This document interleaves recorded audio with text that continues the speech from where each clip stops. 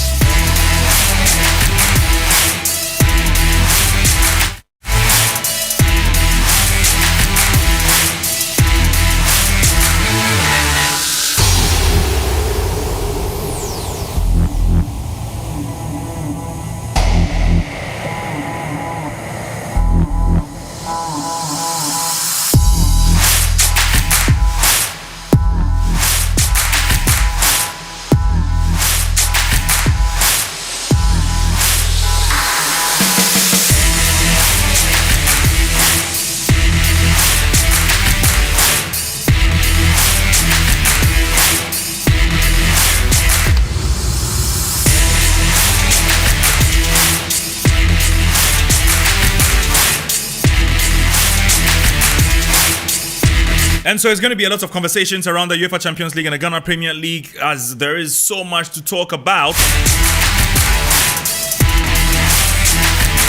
We'll also be looking at the French Open as, we saw the champions for the two different gender competitions. Talking about WTA, French Open, and also the men's edition.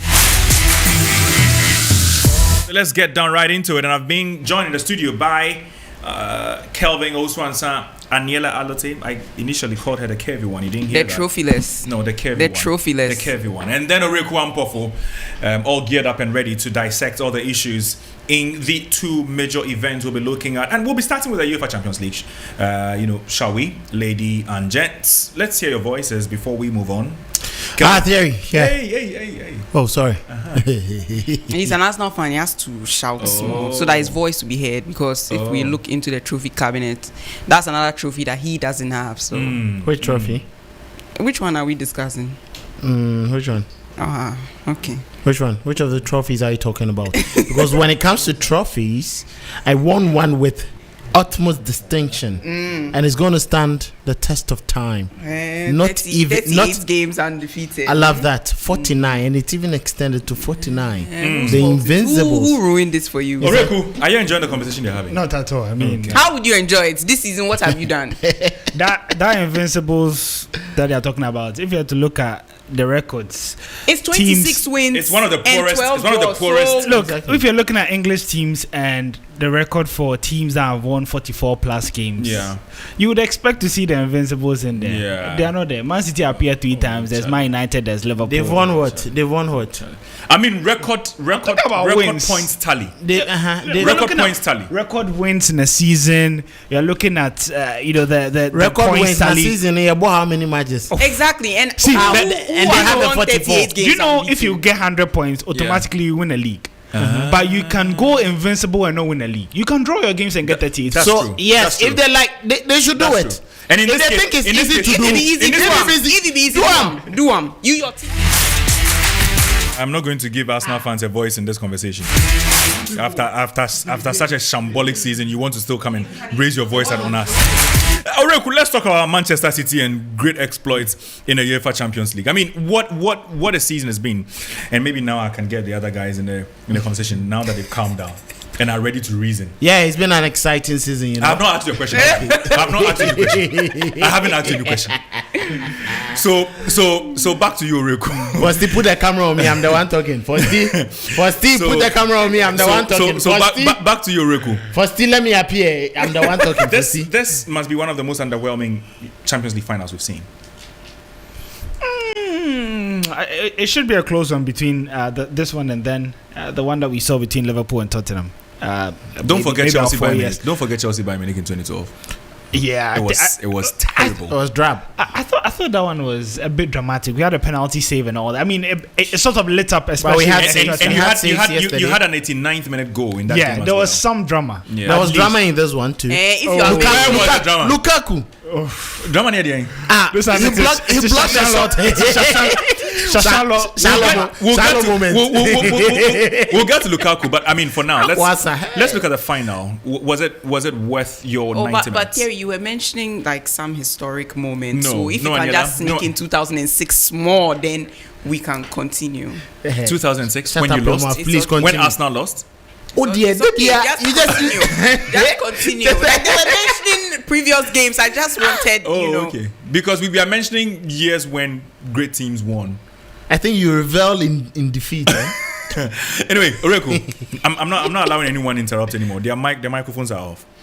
Yeah, so I think personally, finals are played to be won, regardless of the sport. Yeah. And it's just so much at stake for you to take any form of risk that, think about it. Champions League, you've been playing for the past 8 to 9 months, and it all comes down to just the final 90 minutes. So usually you don't see expansive finals where teams are going all guns blazing, and I think it was expected that Manchester City would apply some form of pragmatism to their play yesterday, where they had to be deliberate, they had to show inter-respect, not just because of where they are coming from, but because of their past experiences. I think in 2021 they were too energetic in Lisbon, where they sort of in that moment underestimated Chelsea, and due to that they sort of maybe tweaked the game plan a bit and went gung-ho right from the off, and Chelsea just surprised them with that goal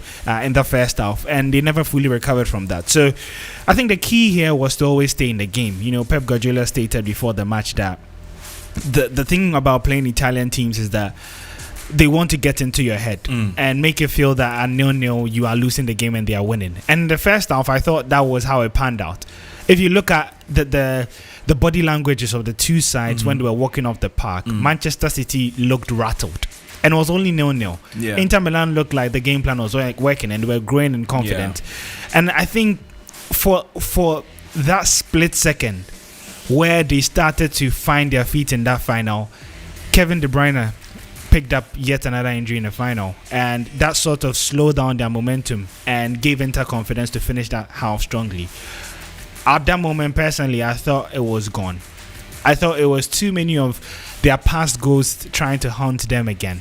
And for Kevin De Bruyne, he says that he's been playing with minor tears in his hamstring for the past 2 months. And you've realized that Pep Guardiola had to manage his game time, especially in the Premier League. And a lot of people were mad because De Bruyne was chasing Messi's record for the most assists in a season, which was 30. And De Bruyne was just about 3 away. Yeah. And people were questioning why Pep Guardiola was still resting him in Premier League games and all that. Now we have that insight that he has been playing with an injury for the past 2 months. And if you remember, Thierry Henry gave him a hug, and the lip readers could tell that he was telling Kevin De Bruyne that he should stay strong, and that gave sign that there was something happening to the player. He also confessed yesterday that he has some family issues to deal with. So it's been a difficult period for Kevin De Bruyne. But I thought that losing your key player, I mean, we'll get to all those minor specifics, but I just wanted us to look at the overview of the final in itself and what you thought of the final. Yeah, so I mean, performance-wise and everything. Yeah, in the second half, once they got that goal, the dynamics really changed, and we've seen it time and time again. City becoming more defensive, especially when they take leads in game, or whether they are comfortable with the result. We saw them slowing down the game, wasting time, and inviting pressure because they do believe that they have good box defenders now, and that sort of played into their own hands. I think is a bit poetic that a side known to play beautiful football ended up winning the game in the most ugliest way. Yeah. Winning the game that they wanted to win so much in that fashion, where Inter had to dominate and all that. So, I mean, it's not how they probably wanted to win it, but they have won it. And I feel it's a bit of their QPR moment in the Premier League, where they just had to find a way to break that jinx. And now that they've done it, I do think the path is clear for them to win some few more in the next years. I like how Reku puts it there, a QPR moment, because for those who followed Manchester City and how they became serial winners of the Premier League, it took that last minute, winner by Aguero and that famous commentary that followed it,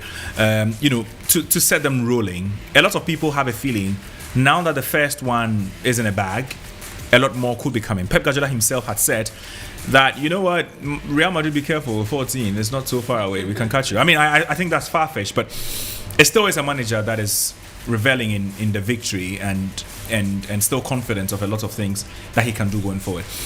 Do you, though, Aniela, feel that performance in the final is a carbon copy of what we saw against Manchester United and could be a dwindling form of Manchester City and maybe a sign of bad things to follow? Well, Thierry, I'll start off by saying that I don't know the QPR moment feeling, and maybe I would never know, but hopefully you won't know. Next season, for Arsenal fans listening, next season again, the marathon continues. But back to your question, Thierry, my head aches. I think that it was not an entertaining final. At all. It was not in the least bit entertaining. But again, fair or not, what they went there for was to get the results and add on, get the treble, and they did that. So if that's what we are looking at, goal accomplished, the job was done. Yeah. Whether it was done in the utmost beautiful fashion or the most entertaining game of the season, that we will not give it credit to, but it was the biggest moment. The performance not the biggest, but the moment in itself and what it has done for the club, it's big and it's beautiful just the same. When we come to the Champions League, come on, let's face it, with Manchester City, this has brought some suffering for Pep in the past. Yeah. I mean, not with Barcelona, because I mean he'd already done that. What was it, 2009, 2011, whatever. But with Manchester City, something that has eluded him, and you hear a lot of people talking about, Pep overthinks when it matters most. Pep this, Pep that. And in this game, he didn't necessarily give us what we wanted to see, but they did everything that they needed to and ended up winning the game. I don't think that it is necessarily like a dwindling in form or anything of the sort. If anything, next season Manchester City could, if they wanted to, they will win the Premier League again and win it in the next season, but hopefully not, because what? Nothing, just because. Okay. But all in all, I think that it's a very, very, very big moment for Manchester City. I found myself, rallying behind them in support despite what they did to my club. But I think that it was a big moment. You can tell just how much it meant to the players having won that. I mean, with the Premier League, they had been chasing Arsenal for a very long time. We slept up, and then they came up and conquered again in the FA Cup. We saw exactly what they did, and it just showed you that Manchester City was not the team to be messed with. Fine. Maybe many people would have expected that Inter Milan, they put up a fight. Yeah. They put up a fight. Well, not that much of a fight, but they did put up a fight in the very end. So most people would have expected that. I think if we even look at the predictors, I think I predicted 3-1. Everybody else went with like a 2-1-ish type of margin. Everybody thought that at least would see a few more goals in the game. But just to see one, whether it's one goal, whether it's 1,000 goals, whether it's 5-0, 3-1, 1-0 to get the job done, and they did so. Next season, I would still say... Who am I to complain when I supported Chelsea that also won the last Champions League final with a one-goal victory? Why? Why what? Why is it convenient for Thierry to be throwing in Chelsea, but anytime I throw in Arsenal, I will be muted? You are muted. You are muted because you end up shooting yourself in the foot. You are bringing an ex-Arsenal example that doesn't work. Because but we are still a relevant club. Because where? Not London? No, yeah, but you know why? There. Sometimes you forget I control your microphone. Anyway, Kelvin, let me come to you. Yeah. You're real cool. I mean, just on it's interesting that you mentioned that Chelsea won it by 1-0. If you go to 2020, I think Bayern also beat PSG by 1-0. And then in 2021, Chelsea also won by 1-0. 2022, we had Real Madrid beating Liverpool by 1-0. So maybe you just need to score the first goal in the final with how things are going in the Champions League now. Maybe you should have told us to Arsenal or Riku. Or maybe we should have said this earlier so that we'll put money, our salaries behind it. If we knew it would be one. I mean, I was a bit distracted, but I still got everything. And Aniela is catching, Anyway, Kelvin. Yeah, Aniela. The trouble you go carry come this week. What have I done? Be careful. What have I done? I don't call. Radio, TV trouble. Internet. I mean, last week I got a bit of a gist about her. Hey, I don't call. What happened in the TV control room? What are you talking Lord have mercy. Lord have mercy. Saturdays after warmer. Hey, I don't go. I don't know what is It no be small fight. Oh, don't worry, we'll settle this in office. All right. So Thierry, I think yes. Maybe for other neutrals who are expecting a more entertaining final, I think in the Italian sense of the game and in how Pep Guardiola has shaped his team this season, I expected this kind of game, and for me, it was pure entertainment for me to see Inter repel the attack of Manchester City with ease. Yeah. To see Andre Onana cut through Manchester City's midfield with ease. Was it a case of Inter Milan being on their A game, or it was the occasion getting to Manchester City? It was Inter just on their A game for me. Really? Yes. It wasn't anything taken away from Man City's game. No. They did their best. You saw the City high lines. They did press all right. There were times you could see all the 5 attackers. But it's not the first time that a team has set out to press Manchester City, but they find a way to beat the press. Exactly. So again, I'm saying, is it that Inter did it so well, City failed at beating the press, or because it's one of the few times I've seen Man City struggle to string 5 passes together. Exactly, and this was for different parties of the this game. was a better press. It was a better press from Inter, and they were, I don't know where they got their energy from. They were just more like power resistant on a day.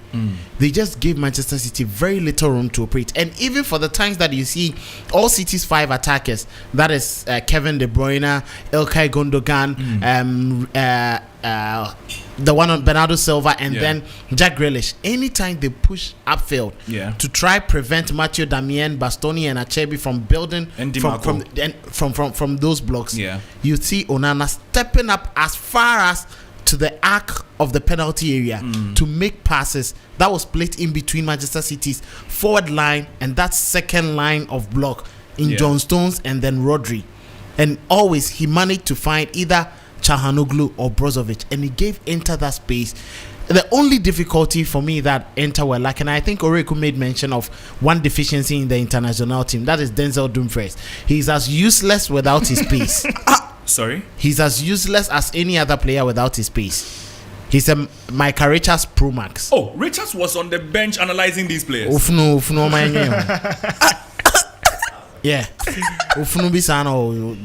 So that was the difficulty, and I think it was just an exceptional tactical brain set up there from Simeone Inzaghi. For me, I think he really learned how to just prevent the City team from getting overly dominant in the game. And maybe many will say that the Manchester City players decided not to show up or failed to show up on a very big night like this. But I think Inter just overworked the City team, that they couldn't just do the little things that they do on a regular. Yeah. And if you look at this Manchester City team, it's not like 2 years ago, 3 years ago, where you would see, let's say, Yaya Toure or let's say Kevin De Bruyne will pick the ball from a deep roll and then will set forward, try to pick up the pass to a forward line like Aguero or any other player. This time around, they just did the simple things. Pass the ball, go to Grealish, it will come back to midfield. Bernardo will move into the space. Kevin De Bruyne will slot into the hole left by the attackers, and then Haaland will be free to receive that pass. But it wasn't so. It was just a perfect execution of that Italian wall that we've spoken about. If anybody watched the 2006 World Cup final between France and Italy, it was a perfect representation of what we saw yesterday. Maybe 3Sports has a trophy for a beautiful Italian display. I don't know. No, but I think right? Because you can hand that to Kelvin. Because Kelvin seems really excited. But how many times have you seen Manchester City this season had their lateral marauded by a player, not any other player like DiMarco? No, but you see, the thing is, but then again, it wasn't their number one choice on that flank. Exactly. Well, it wasn't their number one choice, but they had their number one fit. But would you For the rather game. display brilliance and excellence and lose than So- to just do the so bare maybe- minimum? I am only applauding So- Inter for yeah. making the Maybe- game difficult. Of course, I mean, Because I if you look think- at that Liverpool Tottenham Hotspur final, it was just Yeah, drab. it was one way. One-way I traffic. think But look at those two clubs, what do you expect? that in effect, yes, it's true.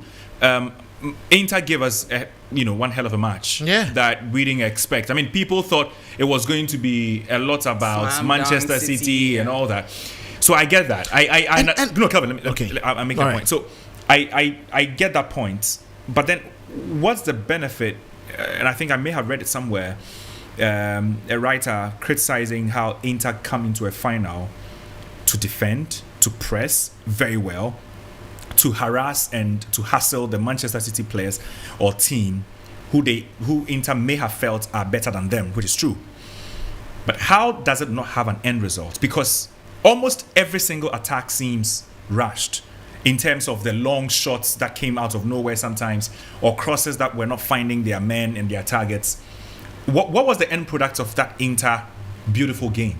Because if Inter played as well as it did and had Edin Dzeko and had Lautaro Martinez, people who are clinically good, and still couldn't create decent chances, besides that ball that hit the crossbar, and They forced Ederson twice. and Lukaku's missed chance very late on in the Lautaro forced Ederson to make a save. game. No. Yes, he No. did. He The, did. the No. back pass, yeah. The back pass. No, it was a mistake. It was a mistake that But he led, forced. Yes. so it was a mistake that led to the opportunity in the first But you place. need to be smart to find yourself in that position. It's not about And how speed. many Yes, shows? how Not many even people- a goal. He belonged in that Not position in even the a first goal place. to He show belonged it at the in end of that the position in the game, first place. He was that was his area. That was Rodri's the goal. area. Rodri's goal. Is that Rodri's area? Yeah, you see, Is that Rodri's look, area? Let me So- just No! So chip that in is here. why- Make your point. I think is I always, football is a game of fine margins, and if you always want to analyze on the fine margins, it would be unfair. I'm of the school of thought that yesterday, if Pep Guardiola lost that final, it wouldn't have changed how I view him in history. I don't think No. I don't see Yeah. it like that. It wouldn't. It would have defined a lot of my thoughts about him in extremely crucial games. No, but Thierry, let me give you this second. Too many What times if- he's found himself in those positions, made calls that has gone again. And so like you're saying, football is defined by fine margins. Yeah. Now, had Lukaku scored that goal, or Lautaro Martinez scored that goal, Yeah, would have been here talking about something completely different. exactly. And it could have gone to that Kyle Walker drop, that Ake, selection, purely for the fact that the entire season you've played Walker, Akanji, and Stones, and who is the chap? There's Diaz. You've played these guys and it's worked so well. Stones drops in from defense and then steps into defensive midfield. It's worked for you the entire season. And then some way, somehow, in the final, we see you make a change. If he had lost, would have been here using one word. Pep was overthinking. Well, you see, the point that I'm Facts. making, right, is that yesterday, for instance, imagine we have Man City getting two penalties in a game and missing all of it, missing sitters, and then they lose the game. I don't think that would be Pep Guardiola's fault, and I think that plays straight into Inter Milan and how the game went. You see, as a coach, you can only do as much, and I think honestly, if you ask Pep yesterday, he would throw his hand up in the air and say that he was outclassed. I am saying this again because I think that yesterday Inter Milan played the perfect game. Yeah, they did. If football was fair, Yeah. Inter Milan. No, football is not fair. Yeah, exactly. If football was fair, That's why Inter we don't Milan have a should be winning that Champions final. But Why? football- Why? But No. football, but football, I think football is you not said- fair. That's I think- why Man City I have think- now won their I think you first. said everything If football right. was fair, Man City will have at least Orego, 3 Champions League. I think you may have said all the right things besides Yeah. the last point. that Inter Milan should have won yesterday. Yes, because Yes, they were the on better team. Man They were the City- better land. No, they weren't. No, Man On City- every- They don't on even every- have a goal on to show every for it in single- the game. Not even a single Another- goal. another- Inter Milan was the better Besides team. that, there's not a single stat that they bettered Manchester City. They Dominated possession. They created more chances. But in Kelvin and Oreku's Inter heads, Milan they created did. more quality Theory, chances. if you look at What is the quality chances, chance? What if is you look at quality the chance? chances that bring goals, What is Quality quality chances chance? are. Did you see Phil Foden's run? Did you see Haaland's chance? Yeah, Those were clear chances and as well. I'm speaking based Okay. on statistical XG. metric. XG. If you had to look at XG, Man City were nowhere close to Inter. I'll The look quality I'll of look at it and I'll come back. I'm telling Inter Milan had 2 I'll point look at it something. and Man I will City swallow. were zero. I'll swallow. yes, City, I'll look at City it were, and swallow. they They were Humble virtually pie, unproductive so on the just have day. it. Look, You know, they just couldn't find answers.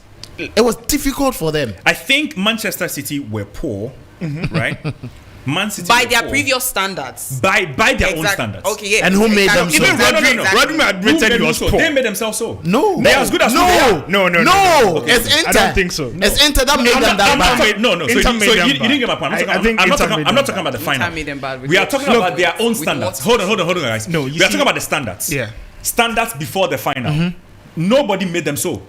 That's the point I'm making. Yeah, and they made someone. You are talking about the final, and that's Yes. and that's perfect. I had already established that Inter Milan made Man City look ordinary. Exactly. And you can't take that away from Inter Milan. Yeah. Inter Milan Granted. played a very, very good game. Yeah. But if you remember the question I was asking was it all down to Inter Milan playing so well that Man City didn't have answers whatsoever? I believe so. Or it was also the case of Manchester City being out of form, as we've seen in previous games recently. We saw that against Manchester United, and remember, you and I had even had conversations about if City play the same way they played against United, they would FA suffer, Cup.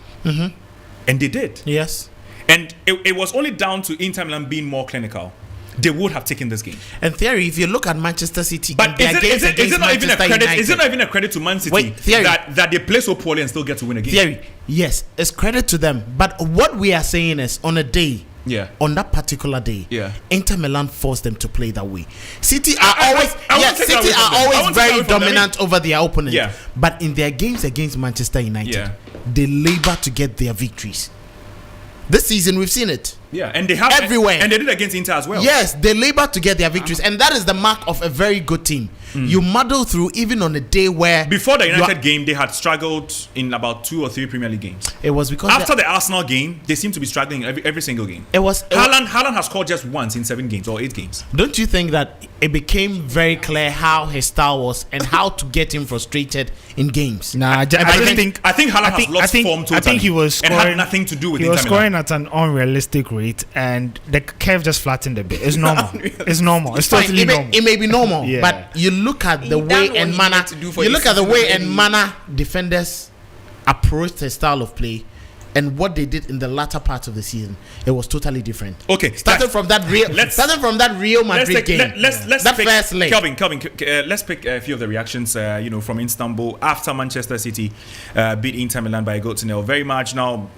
Grealish himself had said that they were awful. Yes. I think All of them, even Rodri. Yeah, and De Bruyne it even just, admitted. it just goes to show De Bruyne doesn't have the right to talk. I think it just goes to show that they. He's part of the team of the season. Yeah, of course. I mean, of course. The entire season he's been one of the But most on the spectacular. day- better than Gundogan. But in the Champions League, yes.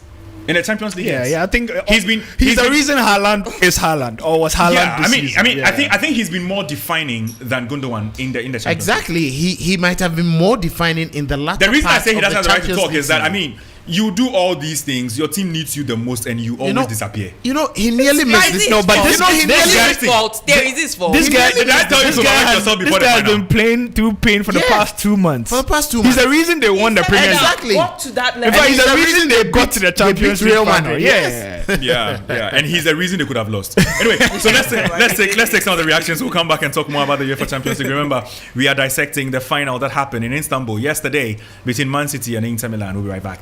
Take a listen. Yeah, we've been working on any circumstance that can happen, whether that's in 90 minutes, extra time, or if it reaches penalties. So I'll be ready if that moment arrives and it comes to me. And this is a moment that any goalkeeper loves because they can be the hero. So I'll be ready if it does arrive. We know that Manchester City are a very tough team to take on, given their individual and collective qualities. We're ready to work hard and counteract what they can do to give ourselves an advantage. We've been preparing well over the last few days.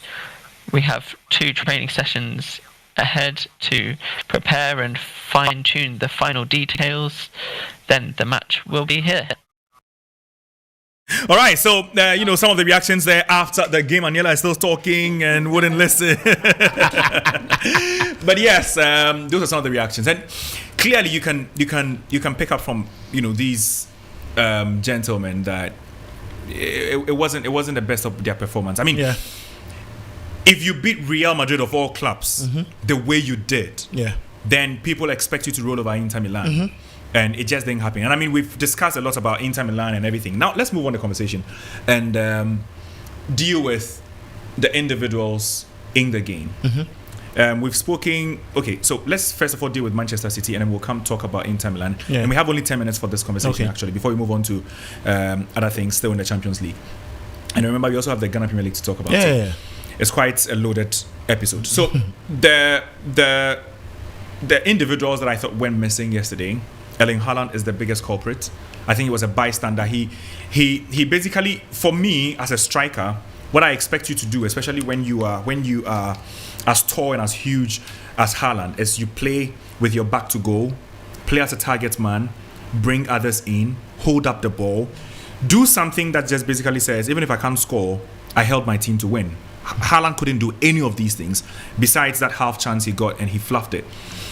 Gundogan. The Gundogan we've seen over the last few months, this season in general, wasn't the Gundogan we saw. Nathan Ake was busy, very busy, albeit for nothing. Ederson was very productive, in moments when he was called on, and I think that he saved Manchester City on a number of occasions. Akanji was running everywhere, making a number of mistakes, including a very costly one that could have easily given Inter the lead when Martinez, and that was when Guardiola went down on his knees. Talk about tense moments. Jimmy? Diaz was very stable. In midfield, De Bruyne, the fact that he started on the left of the midfield may have also caused him a bit of discomfort, because that's not the position he's played the entire season. He's not so used to that position. But he came into the game before he was subbed, and when it was unfortunate, because just when he came into the game was when he pulled his hamstring. Like I said, Gundogan was missing. Rodri was in and out. John Stones was excellent. Grealish was abysmal. Bernardo Silva was busy, but couldn't make the incursions that we've been used to this season. My summary of the Man City players. How about yours? Well, I think yes, I know Rico will touch on why De Bruyne struggled in the game and how it resulted in City having that inefficiency in their game. But I think I would rate the only player who actually John Stones brought himself to the party and made the change in the game, Phil Foden. Oh, that? I never expected him to come on. My man of the match was John Stones, to be honest. Fine, it may be him. It may be him for slotting into that lateral position to help with defensive duties. But I think he barely puts a foot wrong in midfield and on. I think in a big game like this, where Manchester City were looking forward to some of their players who had the big names, all the experience to bring their ingenuity and courage to play, and all of them were missing. Rodri was virtually lost. He couldn't make those passes. Ilkay Gundogan couldn't run around like you expect. Barely could Jack Grealish complete a take on. We couldn't see Bernardo Silva with his witty nature trying to just either go left or right and then a cut back. It was virtually missing. But then came on a young lad, 22 years, who had virtually struggled this season, just like De Bruyne, through injury. And he changed the face of the game. He made a lot more incursions, carried the ball a lot more into the opposition's final third. But he flubbed the chance, a glorious chance. Yes. It was because he was the one who was creating a lot more with the others not availing themselves. Erling Haaland, I'll spare him. That's not a good excuse, Kelvin. Why would you spare him? That's not a good excuse. I'll spare him. Spare who? I'll spare Haaland. You spare Haaland? Yes, because of how Acerbi was stuck to him. I don't care. Acerbi, you want to win the Ballon d'Or? Don't give me Acerbi excuse. Theory. Don't give an Acerbi excuse if you want to win the Ballon d'Or. Wait, that is why this is a Champions League final. If he's keeping you in his pocket, find a way to deal with him. It's a Champions League final. In the year 2006, if we had put the World Cup aside and we wanted World Cup final aside and we wanted to say someone was winning the World Player of the Year, many would have voted Thierry Henry. But it was the World Cup that made Zidane win. And it was because of the final. Because it's the World Cup. Exactly. and the UEFA Champions League is the crust for Manchester City's team. And for someone like that's Haaland, for them, not for the world. Wait, it's for them. and It's important to them. Not so much the World Cup. In the World Cup year, you never prioritize the Champions League final over the World Cup itself. We know that. Look at Modric used the Champions League to win World Best Player of the Year. Was it in the World Cup year? Yes. Which year? 2018. Well, he was in the final of the World Cup. He was in the final of the World Cup. Did he win? He was in the final of the World Cup. Did he win? He was in the final of the World Cup. Wait. And he had carried his team to the final. Did he win? No, but he was in the final of the World Cup. So the World Cup was part of the reason why he won. Then Mbappe should have won the World Best. No, at the time he was very young. Come on. Iniesta has even scored winning goal 2010. Yes. One time he was the same team with Messi. Yes. And because those dynamics. Because there was Messi in the conversation. That's why I don't like pushing the conversation. Ballon d'Or, I think each season is different. Yes. You shouldn't look and say, "Oh, there was a World Cup year and that year." No, just look at this year, this season. Exactly. So what happened to Cannavaro? Cannavaro? Yeah, that's what I'm saying. That was I'm that time. I'm just saying the World Cup comes every 4 years, and every time the World Cup comes, there seems to be some. Theory, let me just around the World Cup. Some bias towards the World Cup. Because it's big. I was making a point. It's the biggest competition. I was driving at something. Yeah. In that final, Thierry Henry had been brilliant throughout the World Cup. It took just one man, Fabio Cannavaro. Yeah. It was because he has studied the style of Henry. Don't give him space. Don't even allow him to turn. Fair, Kelvin. Come on, Cannavaro had been equally brilliant throughout the World Cup. That tournament. But you saw how he made Henry play in that final. Yes. And it's exactly the same thing that Acerbi put up yesterday. And if you read or you go back to, do you think Acerbi to the build-up? Do you think Acerbi has been brilliant the entire season? He has been brilliant in Inter's campaign since stepping in for Skriniar. Do you know that he's not as highly rated as Bastoni, for example? He wouldn't be highly rated as Bastoni, but on a day in the same team. Yes, on a day when you go to the Real Madrid team, is Rudiger rated the same as David Alaba? No. But what's your point? We saw how Rudiger in the first leg was able to stop Haaland his coach wasn't impressed. But his coach wasn't impressed. He would clap for him. We know Ancelotti. But his coach wasn't impressed. You think so? Second leg he still dropped him. It was because Eder Militao came in. Well, you cannot tell me Pep Guardiola dropped Kyle Walker because he's not impressed with Walker. If you drop a natural centre back for a left back, I'm sorry, you're not impressed by the centre back. Alaba is a utility player. He's been deployed in centre back role at Bayern. That's not his natural and position. Real Madrid. That is his adapt. And you are dropping the man who his adapt position ever so brilliantly in the campaign and especially in the previous game against the best player in the opposition team. And I am telling you, those are the mistakes that coaches, there are times they make and it hurts teams. Okay. Yesterday, for example, Akanji was brought to the right back and it nearly cost Manchester City. It wasn't like it nearly. It did them a lot of harm because if City had lost, we would have said Pep was overthinking. But was Akanji give the pass? Which is why I don't understand all the credits going to Inter Milan for the. Yes, he did. But you look at his liability on the right hand side, and it was so glaring that if Inter had a player like, let's say, Perisic or something, that player could have made a mess of that. Okay, come, let's move on to that. So what I'm saying is, Acerbi did a very brilliant work on Haaland that prevented him from having a field day. But it's the reason why. And let's not forget, Erling Haaland is not. Wait, you stopped me. That's what I'm saying. I couldn't go because you were coming to my submission. So you have 1 minute. 1 minute to summarize. So what I'm saying is, Erling Haaland is not your Sergio Aguero type of player who will just get the ball, run at defenders, has the ability to dribble and just run through them. He's that your target man, direct target man that you look up to. So every time that he's stopped, it becomes difficult for him to have that field day you want. And his runs has always been the same style. He doesn't have any diverse way of playing as a center forward, and that makes it very difficult for him. If you look at the training sessions of Manchester City before the game, it was just move the ball to the right hand side where they expected Kevin De Bruyne to send in the deliveries. It was the reason why we saw pictures of Haaland jumping in the air, and then many were like, Charlie, Inter will die on the day. But just when Kevin De Bruyne got hurt, it became difficult for Manchester City to apply that. It meant that it was game over for Erling Haaland. Okay. So I think we should just give that credit to Achebe instead of vilifying I'll come Haaland to you so before I much. go to Rico. Really brief. I'll come to you Exactly. before I go to Rico. So if we're analyzing the Manchester City players, for me on the day, I'll pick Ederson, because in the beginning I felt that there was a bit of anxiety. He seemed kind of nervous, but when it truly mattered most, he made some very crucial saves in there that, had it been some goalkeepers I know, like who Manchester City faced in the FA Cup final, that would have surely gone in. But because it was not him, if it was not Ramsdale, I'll mention his name. Trouble. Exactly. So I think that Ederson did something really good. He saved their chances, and then he wrapped it up pretty nicely. But also, like you said, Stones was also really impressive for me. I think that he was also able to do a lot more in the middle than even defensively. So again, even in a newly found midfield position, he still gave exactly what he was supposed to give.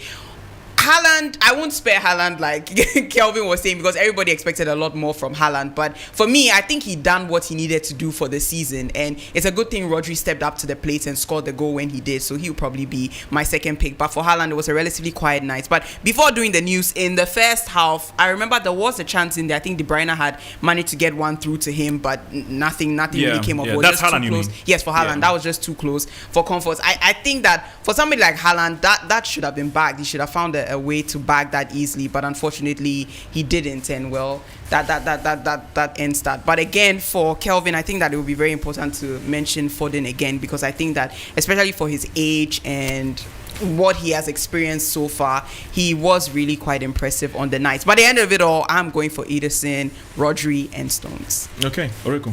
Well, I'll give all the Manchester City players a pass. And there's something that people are not really taking into account, which I think is really important. This is a team that competed in 3 different competitions at full strength trying to win it. People underestimate there's a reason trebles come around every 10 years. It takes a lot. And there's a Man City side that Pep Guardiola uses just about 21, 22 players. Yeah. And so you're looking at a team that have averaged close to more than 50 games. In fact, someone like Rodri played his 56th game yesterday of the season. Take away the physical draining and then look at the mental aspect of it. This is a team that had to chase Arsenal for 2 months, and then they won. Now they have to switch attentions quickly from celebration straight to an FA Cup final against their bitter rivals. They win that and it's not over. And now you have another one against Inter Milan, the biggest trophy that you have to win. And you've probably never won in your careers, and Manchester City have never won. And it's the case where if they lost the Champions League, the season would have been a failure, even though they won 2 trophies. So mentally, these players were in a very, very difficult place. And that's why I think perhaps they struggled yesterday, because physically and mentally, it has been a really draining season. And if you look at all the teams that win trebles, in their final matches, you're looking at Inter Milan, Manchester United. Whenever they play that final game in the Champions League, it's never their best game. It's just about efficiency and them taking their chances at the right moments. And that's what we saw yesterday. Inter won a treble in 2010, no? Yeah, they did, against Bayern Munich. And on paper, if you look at the stats, you think Bayern were the better side. Inter just took their 2 chances on the counter-attack, and then they, Militao was really efficient, and they got their 2 goals and won it. So you mean you don't have to win beautifully every time? Especially when you do have some slack when you've played over 50 games in a season and you're really tired, and mentally, it's difficult to stay in that zone that you have to. Think about it. You win 1 trophy, you celebrate, it's not enough. You have to come again. You have another one, another week. It's really difficult for these players who've never been in this situation. So you seem very smitten. No. It's only because it's just making me see how underwhelming my team was, because you are not playing in any competition. They've wiped you out. But even the league, you can't take it.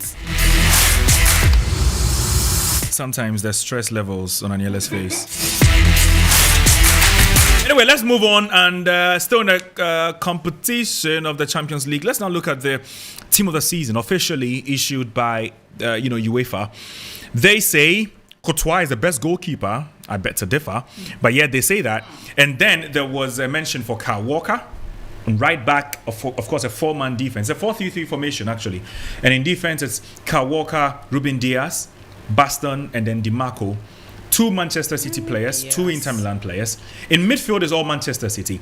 It's Rodri, John Stones, Kevin De Bruyne. In attack, it's 2 Manchester City players and then 1 Real Madrid player. The only Real Madrid player here is Vinicius Jr. But it is Haaland and then Bernardo Silva. So these are the players in the team of the season, guys. Well, I think yes, it was quite dominant. There's no Chelsea player. It's quite dominant, but why? Why do you want to Chelsea? What did you do this season? Kelvin, go on. After Onana's brilliant campaign, I think he should have been in there. Exactly what I said. And even Edison had the highest save percentage. So we have that on the screen. So for those the two players joining us on Facebook, at least it should have been there. And then you ask yourself, Kyle Walker. Was Walker that consistent throughout this Champions League campaign? For me, I think I have questions around that one as well. Kevin De Bruyne, fine. Stones, Rodri, Bernardo Silva. Well, and I'm Rodri, you don't agree? Rodri, I do agree, but for someone like Bernardo Silva, yes. Rodri, no. Once again, Kelvin, this is fine margin analysis. Something I don't like. If Rodri doesn't score that goal and Inter win, you see Inter Milan play. Exactly. That shouldn't be how we analyze football. So in Champions League, they've played over 900 minutes. Why should it be just because of 90 minutes? We're seeing Walker in there. No, but look, if Inter won, it will be down freeze there. But Oreku, exactly. No, actually, no. But sincerely, you say 90 minutes, but Walker didn't play 90 minutes in that game. No, yeah, but that's what I'm saying. That because Man City won, there has to be a bias. He's here because he's been brilliant for City the entire season. Don't you think it's a bias? Walker only came alive in 2023. Yeah. In fact, he wasn't started at the point. Do we all agree? There was a time Manchester Lewis City as a team came alive in 2023. That's fair. Yes, but the Champions League didn't start in 2023. Which means in effect, all the Man City players there don't deserve to be besides Haaland, who in the group stage was brilliant. No, De Bruyne was also brilliant. De Bruyne, yeah, maybe. Yes. Stones 2023. Rodri 2023. Yes. Bernardo Silva 2023. So that is why I have serious questions with this. Team of the season, they always. The only questionable person on there is Courtois. That's it. Oh. For me, I'll say yes. Okay, so you guys feel Onana should be the midfield. The midfield shouldn't be Rodri and Stone. So who in the season? Who will be alternatives? I think Rodri, Stone should be off. Gundogan should stay. Oreku is thinking. Barella has been. Oreku. Barella has been. Barella is the reason he scored against Benfica. Was brilliant against AC Milan, against Barcelona. It's not for the goals for me. Do you know why John Stones for me would take that spot any day? Why? Everybody that knows football, and maybe I'm speaking like an ex-professional that I'm not. But if I were, I would have said that anybody that's played football before would know that converting a central defender to a defensive midfielder the way he has and the way he's played in that position in games as big as what they've played in the knockout stages, trust me, I don't know how and why I would drop John Stones from my team of the season, even not for anything. Did you see the semi-final and the final? He basically defined to the point that Klopp is playing from the Klopp has copied this same trick from the quarterfinals. He's been brilliant for Manchester City, and I think that 2 seasons ago when Chelsea won the Champions League, N'Golo Kante won the best player. No, it's to a point. But for me, theory, if you look at what we have here, just like Oreku is saying, we have serious questions. But out of this, the technical committee or whatever decide to pick these players. But if you ask me, I seriously have an issue with Kyle Walker and then Thibaut Courtois there. They are extremely debatable. They said that Rodri is the best player of the Champions. How? So actually, if we can have that on the screen, ahead of Haaland, Rodri is the best player. What does that mean? They are sharing their awards. That's an insult to the rest of the match. Haaland by default will win the top goal. And if you hear, if you're listening, it's true. They are sharing. De Bruyne gets most assists. They are sharing the awards. Yes, because then Haaland gets the top goal scorer. De Bruyne gets the best creator. And then this guy also becomes the player of the season. It's a treble team. Let them do it. I don't see how this guy becomes. He wasn't even the best player in the Manchester. Because he scored winning goals. The winning goals. Well, it was relevant. Fair. He wasn't. Rodri has been crazy for Man City, terrific for Man City, but not the best player in Man City. In his worst game, because he scored, he wins this. Football is fun. But also, I think in analysis we always forget one thing. You can't just take that goal away. It defined everything. So yeah, you can say he didn't play well, but still.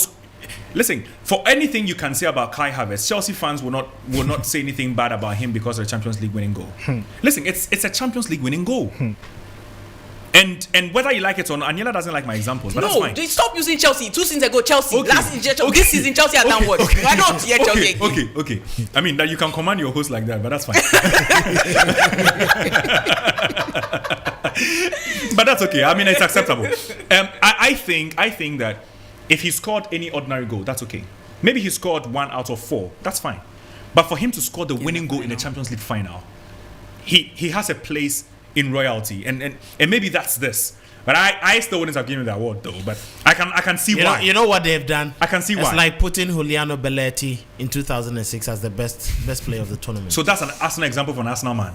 Yes, Anila, do you have a problem? Yes. Anila, do you have a problem? Wait, no. We are trying to make a point here. So I wasn't making a point. Juliano Belletti was just off that season. It was just Olivier who had played a very excellent season until that final game to have a very poor game. Belletti comes on, he scores as a man. No, but that's wrong example, Kelvin. I mean, no, you can't compare that to Rodri, who's been brilliant for Man City. Brilliant. Do you understand what I'm saying? Brilliant. I mean, yeah. Brilliant, not in exceptional. No, but Kelvin not doesn't even admit that Rodri has been brilliant, at least to his expectations. Exactly. Oh no. No, not to him. He has. Not to him. He has. I'm not saying. He's not saying he hasn't been brilliant. I'm not saying he hasn't been good. Rodri, unfortunately, is like a Michaelesian, not flamboyant. That's all the dirty work, and Frank Lampard and the likes will take. But while he's been scoring some defining, some important. goals, I think the Bayern goal. Yeah, against Real Madrid. And for me, football is not all about goals. Whether or not he scored, I think he's a really, really good player. Anyway, so away from the UEFA Champions League then, because we have several others to talk about. But before we do that, we actually brought you commentary from Wales Lounge. Last night. In a game between Man City and Inter Milan, and what a game that was. And it was Kelvin Owusu-Ansah who ran the commentary. Okasa Unjai, so we put him there. He described the game brilliantly. And so my producer Nana Kweku Anderson would be there's a lot he's saying that I don't want to talk about. But yeah. Anyway, so let's just take some reactions from Wales Lounge. We lose.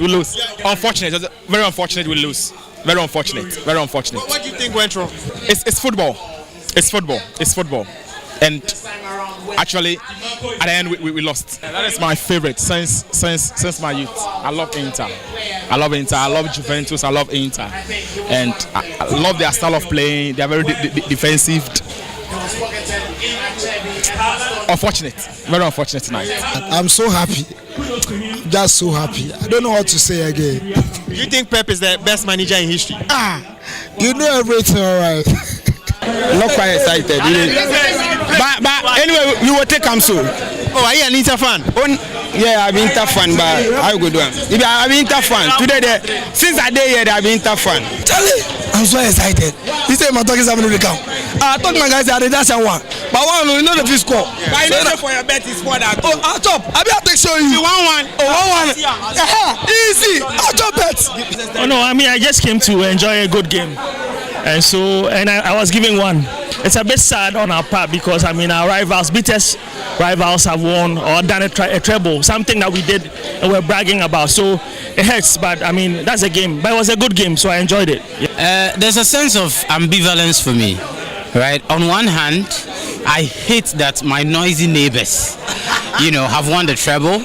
On the other hand, if there's any coach in this world who deserves a treble, it's Pep. Yeah. Right, so it's a sense of ambivalence for me. It annoys me, but yeah, too bad. From the basis of, they being close to us, we ought to be caring. And for that matter, I'm actually happy for City to have won the covetous trophy in Europe because City has actually put up a sterling sort of a performance for the past decade or so, and they deserve it. And all right, so deserved and exactly what it was. And remember, you are still listening, to waiting for this, so he tried. I feel The guy doesn't want to stop talking. And so today, he'll be like, I'm here with only talkatives. Kelvin, I'm not. That's not a shade at you. Sports Ultras. Sports Ultras. This is 3Sports, the best sports team in the country. Get interactive with us across all social media platforms on Facebook, Twitter, and Instagram at 3SportsGH. 3Sports. We're back, and this time we are looking at the Ghana Premier League, and there's a lot that's happened, and so we'll be doing this because Mediama Sporting Club have lifted the Ghana Premier League for the very first time in their history, and it's been a brilliant display there, and what a way to win it actually. The way they thrashed Tamale City to win this particular title, I think that has been exciting. We have our colleague Francis Hima in Takwa, and he'll be bringing us some updates very, very shortly as I see my producer working the phone lines there. But in the studio, I still have Kelvin, Aniela, and then Oreku. Guys, Mediama winning their first title. We'll talk about Mediama and we'll come and talk about the disappointments in this season, including Hearts of Oak. But for now, Mediama. But then, the thing about Mediama is they represent working smart, not hard in the league. Why? Because just like Arsenal, Adriana had been on top of the Ghana Premier League for 3/4 of, or maybe 2/3 of the league, and then Mediama only got to the top of the league just a month and a half ago. And so essentially they picked the right moment, they got on top, and then they never said bye. A bit like Man City? Yeah. Okay. Very similar to their story. And for Mediama, I think it was screams internally. It's great for them because, and it's great for the Ghana Premier League because to see teams, non-Heart of Oak, non-Kotoko win the league is a bit refreshing. And it takes me back to, when Adriana won it, when Wild Stars, now called Legon Cities, also won it. But it's the manner in which they did it. Remember, I think back in 2018, when the league got cancelled due to the ANAS investigation, it was Mediama who were on top of the table at that point, and unfortunately they couldn't be crowned champions because they had played just 14 games, and so they have been unlucky, and their first title has been rather imminent, and it's good to see them get this, especially coming at the right time on investments where they're almost done with their stadium, and they've put enough resources into this project. Okay, so I'll come to you again, Oreku, and then everybody else in the studio. But for now, I have on the phone lines Francis Hima. Francis, good evening. You're welcome to Sports Ultras. Thank you very much, Thierry. You've been at Takwa the entire day. What's the mood being like? What's the atmosphere being like? Especially after they won their first GPL title. Well, as the saying goes, delay is not denial, and that is the story of Mediama Sporting Club. After getting close to the Ghana Premier League title for more than 3 times, they finally clinched the title. It's party time here in Takwa, and as their motto goes, never give up. They never gave up, even after failing for 3 successive times. And today, this afternoon, they had to play against Tamale City, and after 90 minutes, they won the game by 3-0. Jonathan Sowa had a brace, and Joshua Adjuman also added 1 goal to make it a 3-0 comfortable lead for Mediama. And they become the first club from the Western region to clinch the Ghana League title in 47 years. This is a bit of history for Mediama Sporting Club. And for the fans, the excitement as usual. You could see from the streets, at the stadium, everywhere, all the pubs are buzzing. They are happy. They've made history, and they are qualified, or they've qualified to the CAF Champions League. This afternoon in attendance was the Ghana Football Association President, Kurt Okeku, who handed over the trophy to them, and other key dignitaries, including the club president, Moses Amapaka, and other executives from Gold Souls Ghana Limited, who have been very, very supportive as far as this season is concerned for Mediama Sporting Club. So here in Takwa tonight, it is party as usual, and for some of the fans, they won't even be going to work tomorrow. They are calling for a holiday here in Takwa because they are going to have fun. Mediama are champions of the Ghana Premier League. I mean, yeah, you've spoken about what this means to the township, but have you spoken to some of them, and what's it been like for them, especially in a season where this seemed a bit not feasible just a few weeks ago? Well, they've gone through a lot if you could remember, they hired David Duncan. David Duncan came in and it was very difficult for him to get results. So they had to push David Duncan out. His assistant took over. He also struggled before they appointed Coach Evans Adote. And for some of them, they thought it is going to be how it has been in time past, because they always get close to it and then they fumble or they bottle it. But this time around, they were very consistent. Getting to the latter part of the season, went to Accra to defeat Accra Hatfield, came back home, and then they won most of their matches. And the man, Vincent Asenga, has been the key man for them in their quest to win the league title. So they knew or they thought that it was going to be as it's been in the last 3 years. But this time around, the players, the technical team, and then the management proved the supporters wrong, and they are happy. One observation I made was the medal that was given to the players. It's an improved version of what we saw the last time when Hatfield and Asante Kotoko won the league. And as you've seen the pictures on social media, it's exactly what was given to the players. So I think the Ghana Football Association have improved on that stage, and it's quite interesting and refreshing for football in this country. Do you get any indication, from Takwa that football obviously has been resurrected in that part, and maybe going into next season they have fresh expectations, higher ones?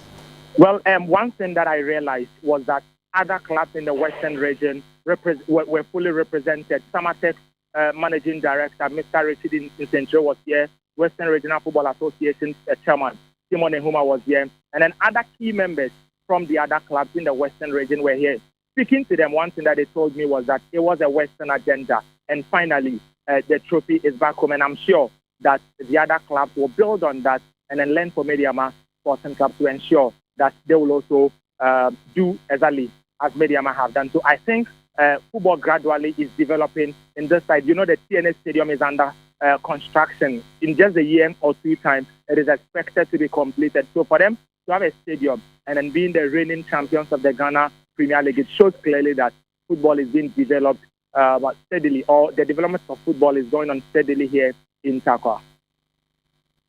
All right, so Francis, thank you very much for that report. We'll definitely be speaking to you a lot going forward, and we'll be looking forward to special reports from you from that part as well. Thank you very much, Francis. Joining us from Takwa, where Mediama won the Ghana Premier League title after their victory over Tamale City. But on the other hand, there was a Diana start against Bichim United, and everyone thought Bichim would beat Diana in Doma because Diana themselves had lost form, but Diana wouldn't finish the season that badly, will they?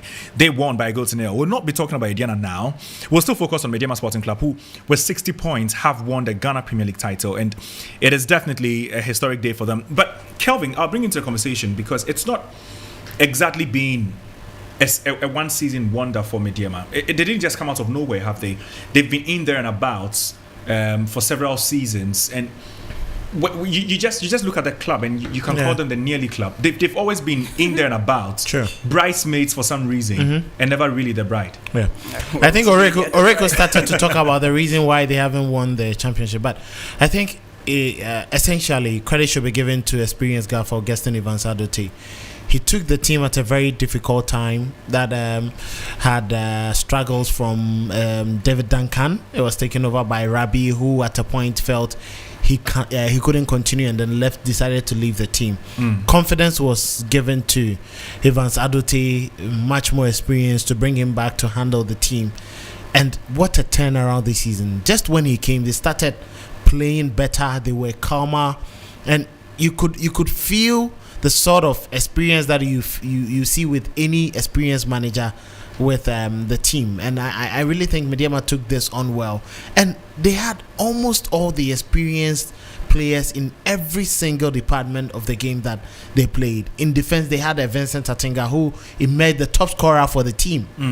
Very surprising for a centre back. Penatinga. Yeah. Oh well. Whichever way, his ability to step up and even convert it, and his defensive abilities have ensured that they won games. In midfield, Kwesi Donsu wasn't as brilliant as you would expect, but when it got crucial, he stepped up his game and he managed to pick up the good moments with Joshua Ajaman up front. And I don't know, many have forgotten about Theophilus Anoba, because he went off, he traveled, he couldn't have a very successful career, and he's back on the local scene. But in the last lap of the season, the final 5 games, he's been heavily involved in Mediama's success. And I think that, just like Oreko said, they have taken the right moment to hit at the teams and taken advantage of that tussle between Adriana and then Bichim to win the Ghana Premier League. Credit should go to Mospaka for his investment, for his trust in continuous investment in the Ghana Premier League. And I really doff my heart for the entire Mediama team. You know, this is arguably the weakest team assembled by Mediama, but they've managed to win the title, and it tells a lot about what they need to do going forward, especially in the CAF Champions League, where they went there to make Ghana proud. They are the only team that has made Ghana proud in the last 5 or 6 years in Africa Club competition. So hopefully this will come better with their new stadium that is almost being done for next season. But do they have a women's team to compete in CAF? Yes. As the new rule saying, or they will adopt. I don't even think, even if they get women's team, I don't think they'll perform well. And this is why I say, I think. Oreko, you shot the idea. No, I think statistically, this has been the worst Ghana Premier League season the past 5 years. And I'm not just speaking from. Can't we also say it's more competitive? Oh, come on, miss me with that. Because look, let me just take you through. Let me just take you through some numbers. I never buy that idea. Let me just take you through. Let me just take you. You know, if it's tight, it's competitive. The golden rule in leagues that we all came to meet is that if you want to win a league, you don't lose even 5 games. Yeah. When you lose 5 games, you are kissing goodbye to every title. And you look at that pattern throughout Europe, and you look at the win percentages of teams. I'm not cutting you though, but it's only 11 points between Mediama and Bayern Munich. As in terms of the points. So let's look at Bayern. Is it so bad? Bayern is it so bad? It's really bad because let's look at this. Points per game, which is the best metric to judge the quality of the winner of the league. Bayern are in an 18-team league, which is very fair. Everyone says the German Bundesliga is very straightforward, quite boring, and all. So it's actually a very good comparison. Bayern this season, in their worst performance, had a win. 2 point. They averaged 2 points per game. Okay. Look at this Mediama side, averaging same 34 games. Mediama are down 1.76. Now let me just show you how bad this is. Kotoko, when they won, it was 1.97. Heart of Oak, the season before, was 1.79. Okay. Adriana 2018 is 1.9. Okay. 2 for me should be the least. You have Man City doing about 2.3, 2.4. Those guys are extra O. But when you're 1.7 is so bad. Now let me show you how bad it is. Okay. There was a possible 102 points they could have picked. Okay. They dropped 42. 42 points. In 34 games. 42 points. Losing 10 games. And they won the league by 5 points. Mediama lost 10 games. Yes. How can a league leader lose 10 games? Yeah. Why? But that's why he came from nowhere to win it. And Bayern dropped 31. Look, because you see, and again, yes, again. Because to Rego's point, this is Bayern Munich's worst title winning season. So it's 42 points. So it's bad to compare. I mean, I brought the Bayern Munich argument, but I also understand that Bayern Munich were so poor this season. And we didn't even want them to. Theory, I also made mention that this is the worst Mediama SC team ever assembled. What does that say about the Ghana Premier League then? That the West team has won it? Yes, we don't have quality. Because you see, I was looking at the numbers, and Olympics are just above the relegation zone. In fact, they just survive by the skin of their teeth. And guess what? This same Olympic side, if they had won 2 games, would have been in the top 6. Yes. Yeah. So this is what it is in almost every season. In Ghana, in the Ghana League, if you win 3, you can shoot from 11th to top 4. Very easily. And if you lose 3, you can move from top 4 to relegation battle. Yeah, I think it's because of this season. But in the previous season, sometimes we say it's competitive, but we know that it is about the quality. It's because everyone is so poor. You just have to win one game. Anybody's game. Because even prior to this final day, Heart of Oak could have gone on relegation had things not. I've never heard 2 rival fans arguing in Ghana saying Medaset and Awowi is 17th. Bro, it could be just 1 point separating you. Very easy. And I think in the end, the truth is, I think maybe the way that we can solve this is that we need to go back in the days, maybe 50 years ago, where when you go away and you draw, you get more points than the 1 point or something rewarding away team, because it looks like away games. You mean we should move away from the regular global because football away rules. games are we should move away from football rules. Yes, because look, I'll come at you. Look, Asante Kotoko top the away. They top the away table. They got 20 points out of 17 games. Yeah, they're very good away. Actually, 20 points out of 17. That's the best away team in the league. Yeah, they were very good away. Playing away in the Ghana Premier League, it's so hard though. It is, and you see, FIFA took away. Reku, can I ask you why? Why is it so hard? Well, let me just put some logic to this. UEFA took away the away goal rule because competition. Yeah, because they thought the reasons why they brought it is they are no longer there. It's no longer so strenuous to travel around Europe. Fans are not as uptight. It is not so difficult. Now, stadium allocations are fair. You get your fans. You get to sleep in a nice hotel and all that. So it's not so difficult to play in away conditions. In the Ghana Premier League, it's the exact opposite though. You even stand a chance of fans beating your players and pelting stones at your bus. Look, these players don't sleep in hotels. They travel 17 hours, go and reach the morning of the game, play, and then drive 17 hours back. So the conditions are not the same in Europe. The team doesn't have money for accommodation. That's what's translating to these poor performances away. Some will be flying, others will be in a bus. Well, that was licensing. Because that's why you are having Kotoko getting 20 points out of 17 games, and they are being the best away team in the league. So you mean, and judging by what Oreko is saying, in the last 4 games of Asante Kotoko at home, they settled for 4 draws, which meant they lost 8 points out of that. And Mediama have won the league, and they won the league, getting better points than Kotoko, just a margin of 8, which meant that if Kotoko had been consistent even at home, by winning those 4 games, and there are games that on any day you'd expect that Asante Kotoko would defeat these clubs.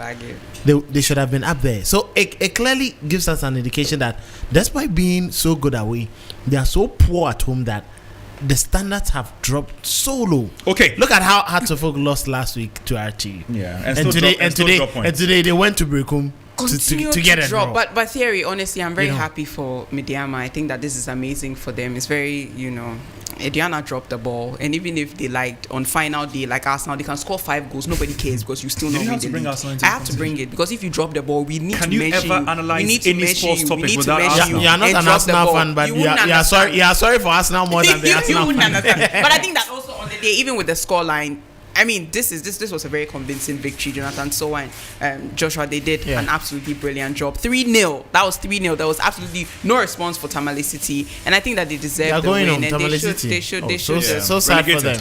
Anyway, Aniela leaves us.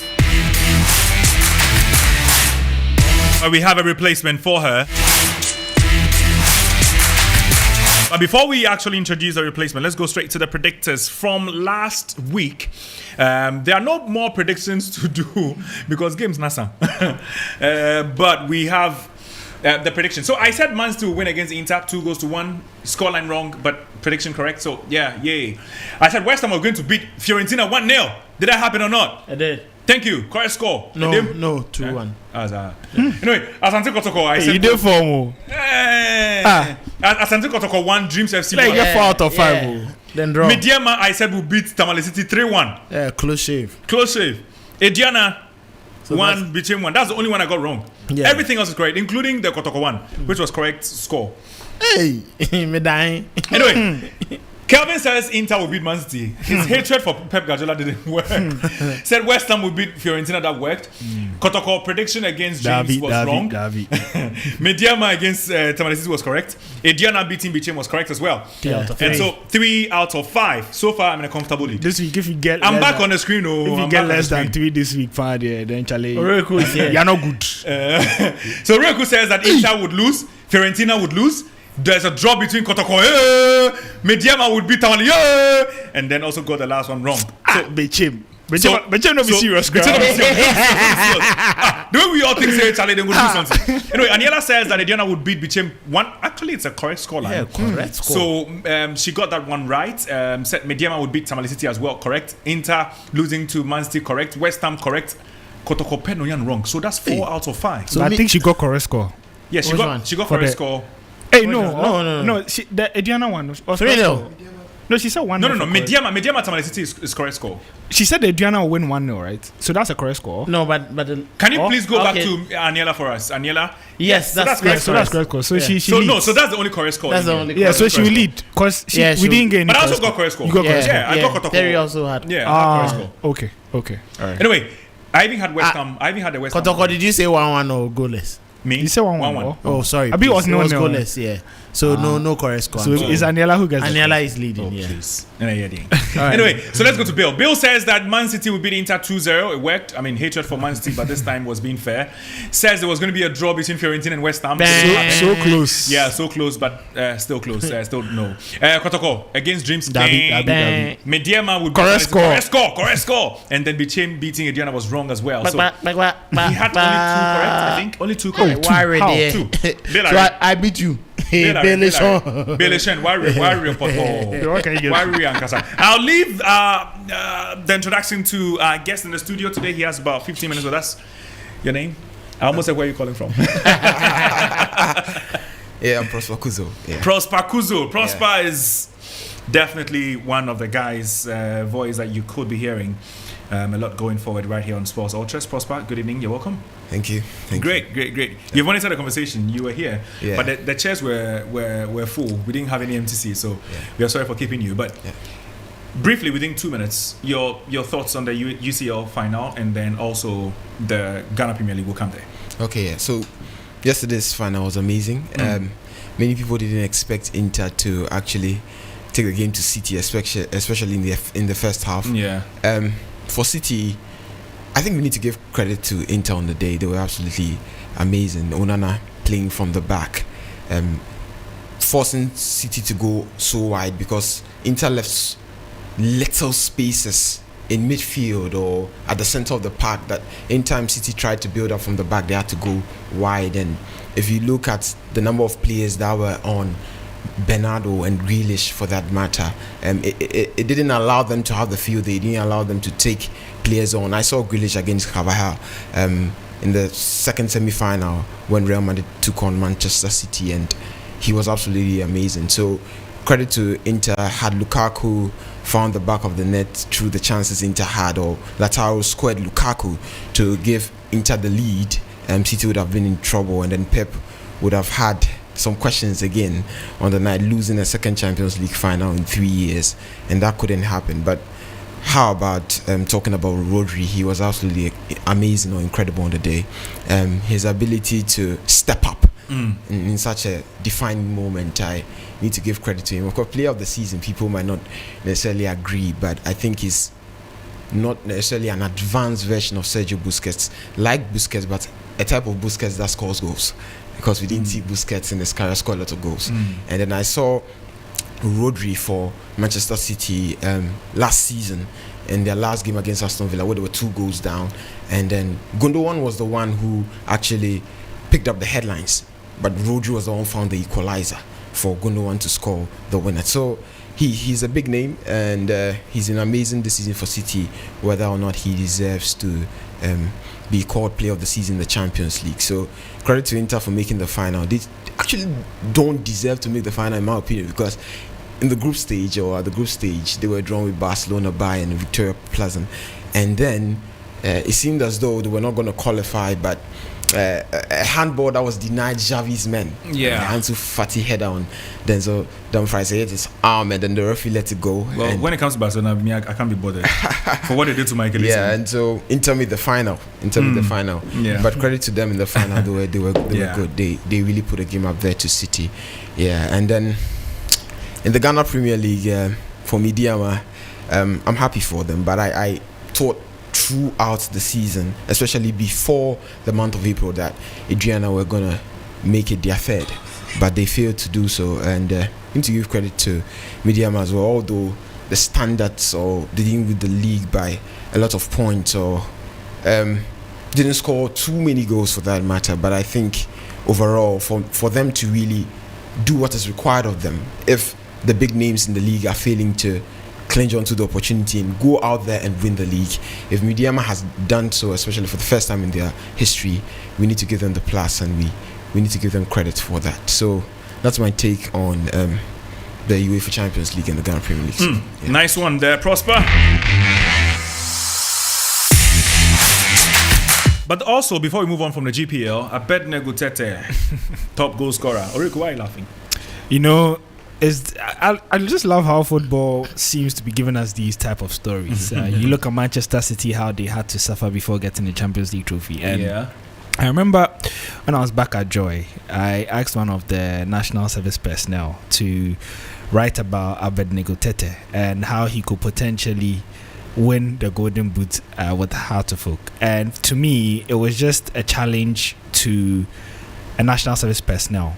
Something that I thought he would find it really difficult to write.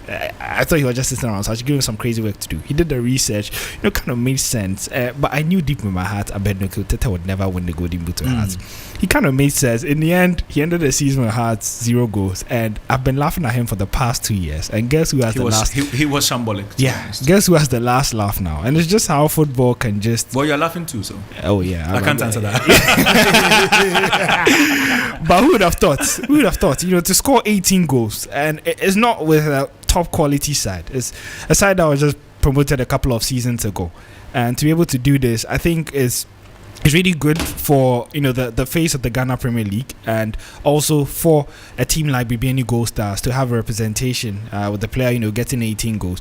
Once again, I do believe that unfortunately these goals don't count as much, because if you are seeing your Black Stars coach look for a striker, and we have Semenyo injured, and they are going to players like Autry Rate, and even going to the extent of calling a winger in Ransford, their boy Konigstoffer, to replace your striker in Inaki Williams, and it just tells you that there's a lack of trust in the Ghana Premier League, because ideally you should have your top scorer knocking the door in the national team, but that hasn't even been the case. There hasn't even been that conversation in the first place, so it's a good achievement for him, but it just doesn't have enough weight and gravity to be able to move him to the next level.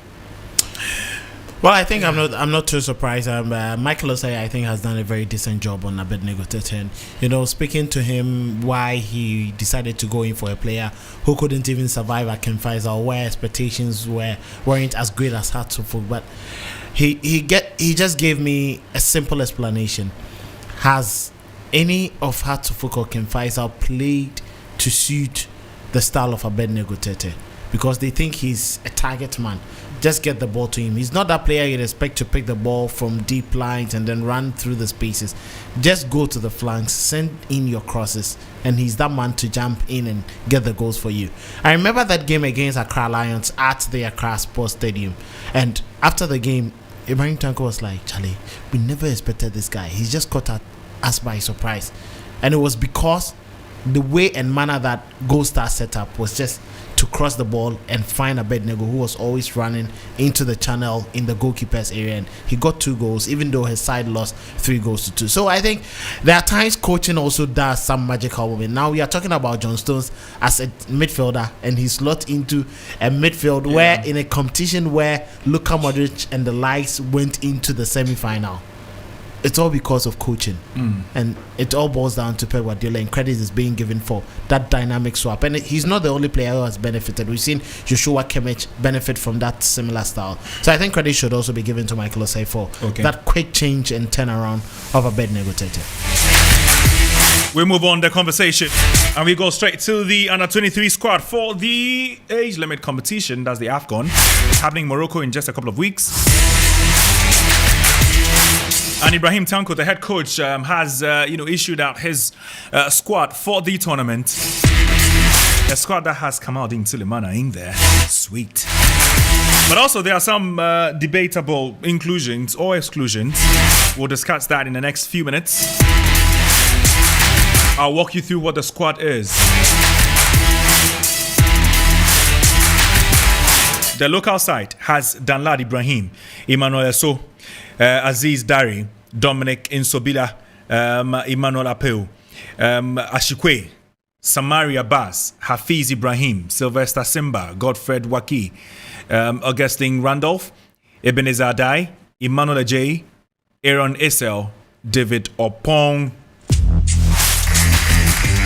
And then on the foreign side, or the foreign base side, we have Fatai Sahaku and Niama, Daniel Friebanier, Jordan Emisa, Zubeiru Ibrahim, Ransford, Konigsdorfer. We have Emmanuel Isiam, Nathaniel Ejay, Edmond Ako Mensah, Terry Yegbe, Emmanuel Yabwa, Kamaldeen Sulemana, Salim Adam, Kojo Poku Mahala. Guys, the guys. Well, I think I like the squad. There's you have a number of players who've had proper European football experience. The likes of Emmanuel Esiam, who plays his club football for Bal. If you want a defensive midfielder you can trust, together with Nsobila, you have a very solid midfield. In defense, it may raise a lot of questions. That is where I seem to have some bit of mistrust in there. But the coaches know the abilities of these players and should probably work at it. We are spoiled with choices for wingers on the flanks, but we don't have a proper goal scorer. We don't have a poacher we can trust. Maybe you may depend on Enes Nyama and the likes, Daniel Efriye, but is he your clinical finisher? If you go into a game where you struggle to get penalties, does that mean you are not going to score goals? Oh, that's what he's made for. Come on, most of his goals have come through penalties. It's not like Banier. He praised Vicente Atinga for his penalties. Now see what he's doing. No, I did not praise him for his penalties. I praised him. Listen, I praised him for becoming the top scorer ahead of the forwards. That is different. VAR penalties.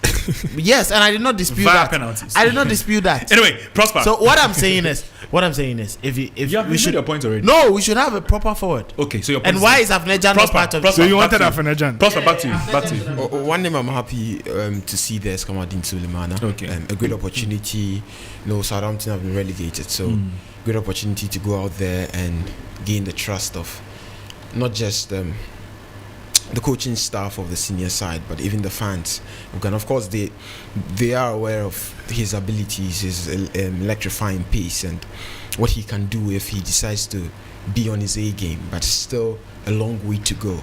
And then moving to Southampton, I think it wasn't the best of deals as to whether it was actually the best time for him to move to the Premier League, and they've been relegated. So I'm looking at Kamaldeen going there, and for no one like this is absolutely talented, and what he's done this season moving forward, things will get better. So for Kamaldeen, I'm just hoping that he moves into that tournament and is given the minutes, takes or makes the best out of it, and tries to make a very good impression. I think it's a huge indictment on our football if at this stage we're relying on national team players like Kamaldeen, Enes Nuama, and then Ransford, Konigsdorfer. No, but this is the scenario where your national team plays on 18th. You start camping tomorrow in Egypt. And because we are so desperate to get to this Olympic Games, we're taking players who are going to be with the Black Stars team for the next week, and then they'll go and join camping later. Nobody cares about the number of minutes they've accumulated in the season, the fact that they've played the national team, and you just throw them in there. And these are players who, bear in mind, they were not even so much of the team when it came to the qualification. So already chemistry now, you have issues, and now they're going to miss a majority or huge part of your preparations in Egypt. Fine, there is the examples of players playing in the national team and also the youth teams at the time, but I just believe that if these players or the transitions have been done well, they would have been graduated a long time ago. Someone like Kamaldeen Sulemana, I don't think he should be doing anything with this tournament because we have younger players, a lot of under 23 talents in Europe. He's the only one you're referring to, right?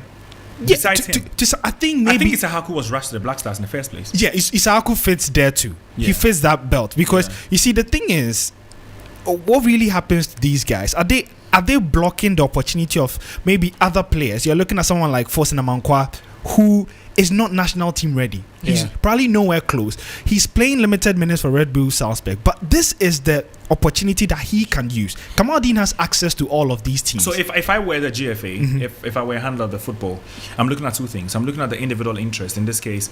Looking at if Banya needs this tournament to resurrect his career. Or I am looking at the nation's interest, that is to qualify for the Olympics and to do well in a major tournament. And so do I give the opportunity to the guy who wants to make an impression simply because he wants to get the opportunity, or do I give that opportunity to the person who is going to help the nation? Terry, I think because we've lost sight. Because then again, that's where the head coach would find himself. So Terry, I think we've lost sight of our football development, and that has become a major problem. Yeah, do we clearly go into these junior tournaments to prepare players for the future, or we go there to win? And that has been our bane. And if we don't have a change of mindset, this is going to continue. And so even when we get tournament? Yes, even when we get to the Black Stars, these players are just going to drop out and wouldn't give us the quality that we deserve. A lot was expected from Isaac, and when he gets to the Black Stars, you can see that gap, that deficit in his style of play and the way we would want him to deliver for the senior national team. Why not have a proper football structure? And it all gets back to our technical department headed by Bernard Lippert. What is the plan? What is the blueprint for football? And we seem to have lost it. Let's just go in, win because we want to win, and then we can make a statement or maybe go into a campaign with it. No, I think for me, we are just losing it. So for me, I think we are just losing it. You know, and that was the reason why even in Athens 2004, when we qualified, Mariano Barreto said he was only going to take Stephen Appiah because Stephen Appiah wanted to avail himself for that competition. Even when Appiah came for the tournament, he still maintained that the captain should be Yusuf Alas and Chipsa, and William Terrell will play.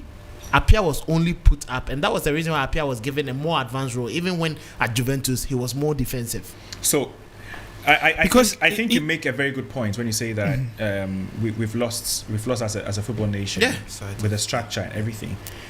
But then again, the other points I don't necessarily agree with. I'm told our time is up. The other point I don't entirely agree with is that the Under 23 AFCON is a development tournament. Unfortunately, it's not.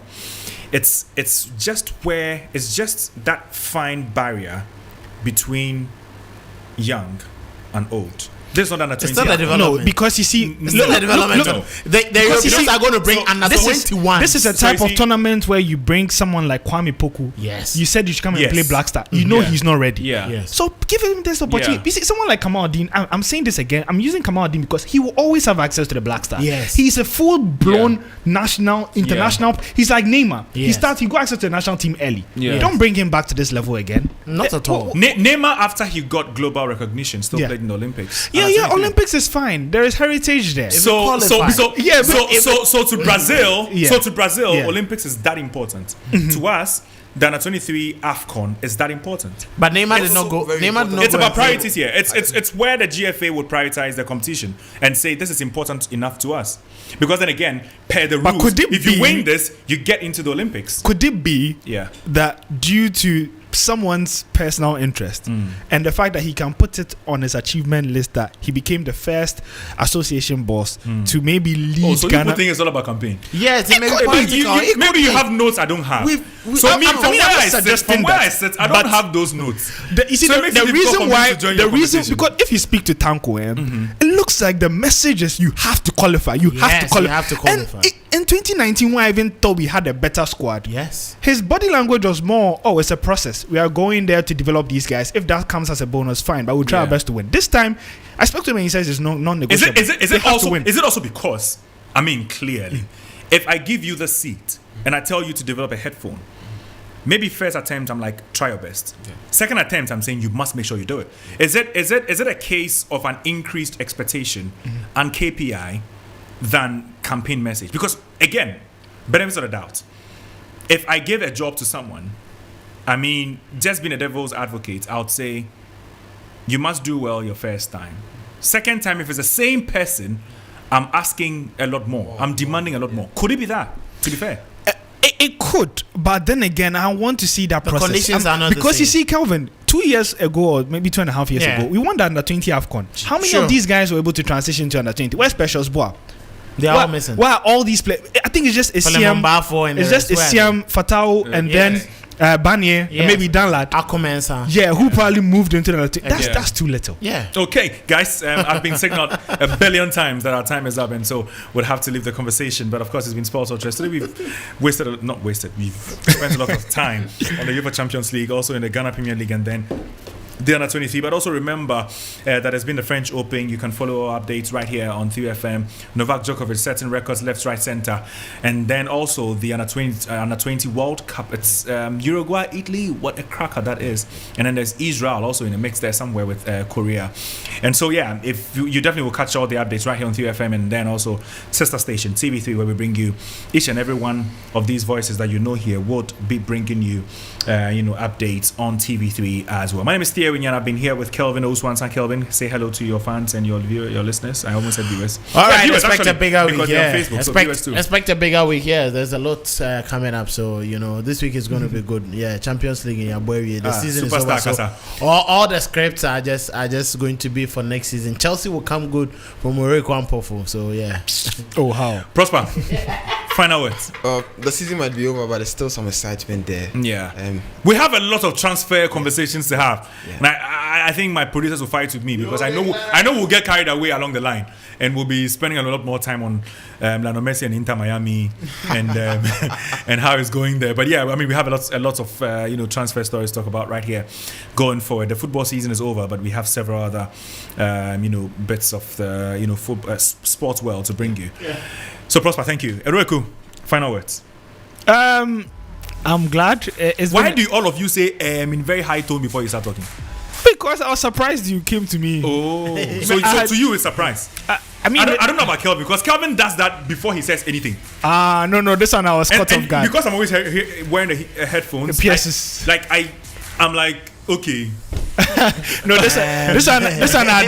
You see how the players have zoned out, Jack Grealish and all that. I zoned out of the show. I thought we're done. But since you want words, I think this was the best possible end to a weekend. Maybe the season where Chelsea won something. No. I just think I follow sports for individuals. I think you are more religious in the sports when you have an individual story that you follow. Yeah. I follow the story of Messi. I've been with him in his failures, successes, and I think his crowning moment was the World Cup. Same applies to Pep Guardiola. Keep talking. Our time is up. Same with Pep Guardiola, Novak Djokovic, and all these guys have showed resilience one way or the other, and it's good to see them, crown their careers, especially in their twilight. With final words.